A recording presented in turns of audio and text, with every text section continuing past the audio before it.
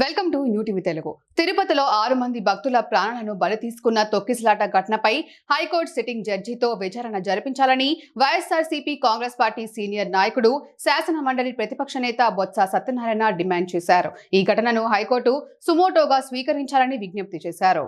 పవన్ కళ్యాణ్ క్షమాపణ చెప్పినంత మాత్రాన పోయిన భక్తులు ప్రాణాలు తిరిగి రావని, ఆయన ప్రాయశ్చిత్త దీక్ష ఎప్పుడు చేస్తారో చెప్పాలంటూ బొత్స సత్యనారాయణ ప్రశ్నించారు.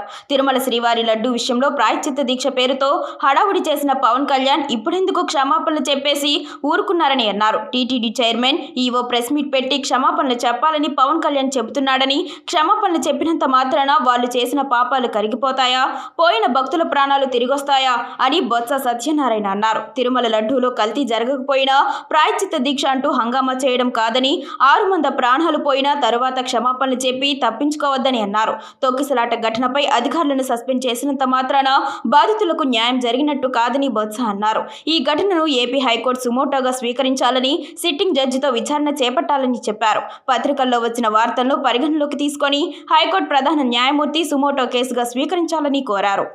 ఏదైనా జరిగిన సంఘటన మాత్రం క్షమించరాంది. ఎందుకంటే తిరుపతి దేవస్థానము ఏదో మన రాష్ట్రానికి సంబంధించింది కాదు, మన దేశానికి సంబంధించింది కాదు. ప్రపంచంలో ఉన్న ఆ దేవుడి మీద ఒక నమ్మకం.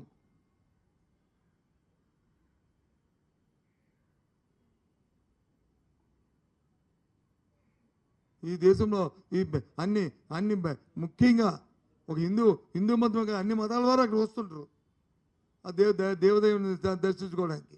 ముఖ్యంగా హిందువులు అయితే మనం భగవత్ స్వరూపులాగా ప్రత్యక్ష దైవంలో చూస్తాం.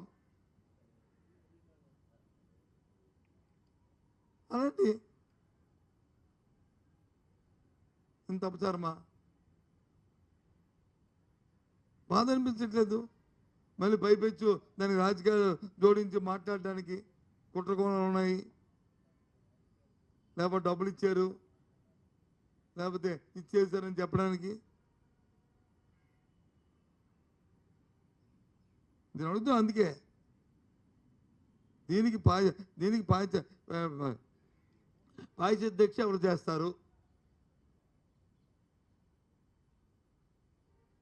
నలుగురు ఆఫీసర్ని ఇతను ట్రాన్స్ఫర్ చేసి ఇతను వచ్చి సస్పెండ్ చేసి అయిపోయిందా?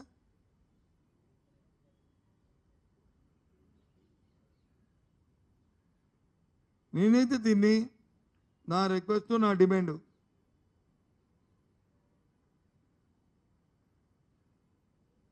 ఆంధ్ర రాష్ట్ర హైకోర్టు సుమోటోగా దీన్ని తీసుకొని వాళ్ళ ఆధ్వర్యంలో సిట్టింగ్ జడ్జిని వేసి,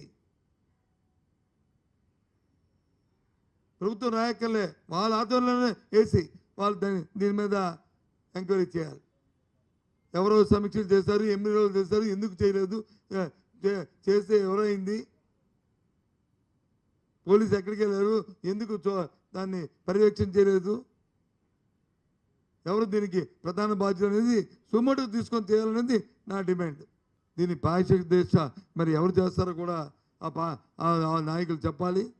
ఏదో సారీ చెప్పేస్తామంటే, లేకపోతే బ్రిటిష్ వాళ్ళు పదాల్లాగా వచ్చి సారీ చెప్పేస్తాము, లేకపోతే థ్యాంక్స్ చెప్పేస్తామంటే కాదు. ప్రజల మనోభావాలు మళ్ళీ ప్రజలకి మళ్ళీ అది రేకెత్తించాలి. ఆ దేవదేవుడి మీద పూర్తి విశ్వాసాన్ని మళ్ళీ కల్పించుకోవాలి మనం.